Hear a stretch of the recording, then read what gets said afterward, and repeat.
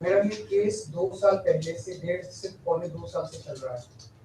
17 अगस्त को 2022 को सीबीआई की पहली केस फाइल हुआ था और 22 अगस्त 2022 को पीसीआर फाइल हुई थी ईडी। मुझे गिरफ्तार किया गया है। ना तो किसी कोर्ट ने मुझे दोषी करार दिया है, ना मेरे ऊपर कोई मुकदमा चला है, ना मेरे ऊपर कोई आरोप तय हुए हैं, ना मेरे ऊपर कोई आरोप नहीं है। अभी तक इस केस में सीबीआई 31,000 पेज फाइल कर चुकी है कोर्ट में और 294 विटनेसेस को एग्जामिन कर चुकी है। ईडी लगभग 162 विटनेसेस को एग्जामिन कर चुकी है और 25,000 पेजेस फाइल कर चुकी है। इन सारे विटनेसेस और सारे कागजों को मिला के मुझे क्यों गिरफ्तार किया गया है? मेरा नाम सीधे सीधे 4 स्टेटमेंट्स में आता है, वो मैं आपके सामने रखने की ज्यादा चाह रहा हूँ। तो मेरा चार्ज क्या आता है? पहला, सी अरविंद मनीष सिसोदिया जी के सेक्रेटरी थे। उन्होंने ये कहा है, स्टेटमेंट दिया है कि एक दिन मेरे घर में मेरी मौजूदगी में मनीष सिसोदिया जी ने उनको कुछ एक्साइज के डॉक्यूमेंट्स हैंड ओवर किए। That's it madam. उन्होंने ये नहीं कहा कि मेरी मौजूदगी में कोई पैसे दिए, कोई ऐसा कोई आरोप नहीं है। मेरी मौजूदगी में सी अरविंद को मनीष सिसोदिया जी ने एक्साइज के कुछ डॉक्यूमेंट्स।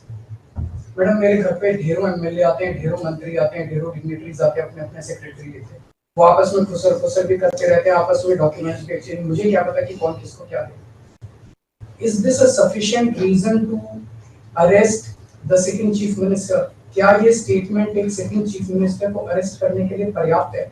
नंबर 1। नंबर दूसरा स्टेटमेंट, एमएसआर मगुंटा श्रीनिवास रेड्डी, ये मेंबर ऑफ पार्लियामेंट थे, जगन रेड्डी की पार्टी से। एमएसआर एक दिन 16 मार्च 2021 को 4:30 बजे मेरे दफ्तर आते हैं। उससे 10 दिन पहले उन्होंने मेरे ऑफिस में चिट्ठी ईमेल भेजी कि मैं एमपी हूँ, मुख्यमंत्री से मेरे ऑफिस वालों ने उसको 10 दिन बाद का टाइम दे दिया। वो मेरे पास मिलने के लिए आते हैं 4:30 बजे। मैं किसी वजह से जल्दी में था, आके वो मुझे कहते हैं कि मुझे दिल्ली में अपना फैमिली चैरिटेबल ट्रस्ट खोलना है, उसके लिए जमीन चाहिए। मैंने उनको कहा कि जमीन हमारे अंडर में नहीं आती, एलजी साहब के अंडर में आती है, आप मुझे चिट्ठी दे दीजिए, मैं एलजी साहब को फॉरवर्ड कर दूंगा एंड दैट्स इट। सो ये हुआ। 16 सितंबर 2022 को उनके घर पे रेड होती है। उनसे पूछा जाता है कि क्या आप केजरीवाल जी से मिले? वो कहते हैं कि हाँ मैं मिला और मैं केजरीवाल जी से अपने फैमिली ट्रस्ट की जमीन मांगने गया था। ये 16 सितंबर 2022 को सेक्शन 17 का स्टेटमेंट है। ED is not happy with this statement. 5 महीने के बाद उनके बेटे को 10 फरवरी को गिरफ्तार कर लिया जाता है। उसके बावजूद भी वो अपने स्टेटमेंट पे कायम रहते हैं। उनका दोबारा गिरफ्तारी के बाद स्टेटमेंट लिया गया, वो कायम रहते हैं। 5 महीने जब उनका बेटा गिरफ्तार रहता है तो बात टूट जाता है। 16 जुलाई को बदल लेते हैं। उसके बाद वो 16 जुलाई को वो अपना स्टेटमेंट बदल लेते हैं।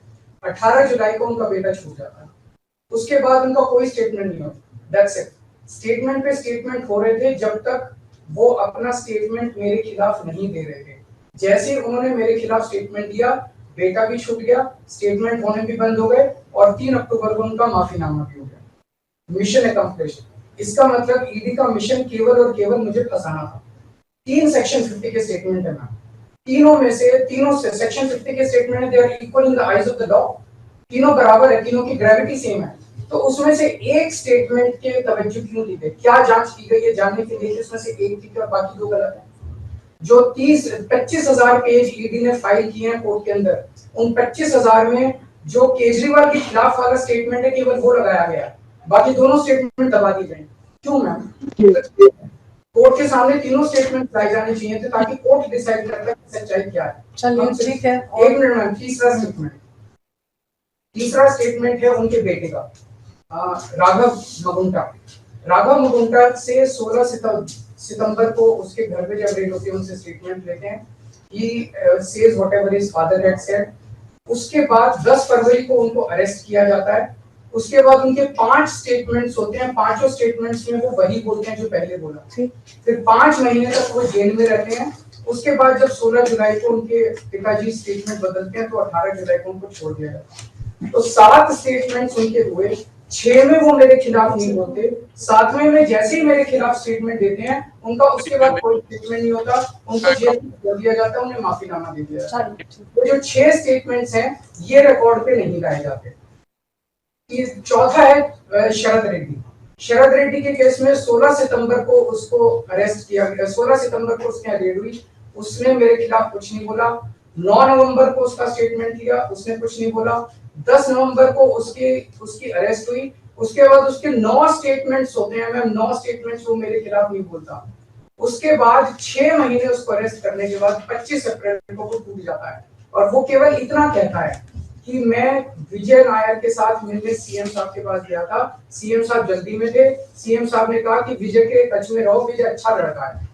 मैं केवल ये जानना चाहता हूँ कि क्या ये 4 स्टेटमेंट्स एक सिटिंग चीफ मिनिस्टर को अरेस्ट करने के लिए, मैम 2 मिनट दे दीजिए, कि ये पर्याप्त है?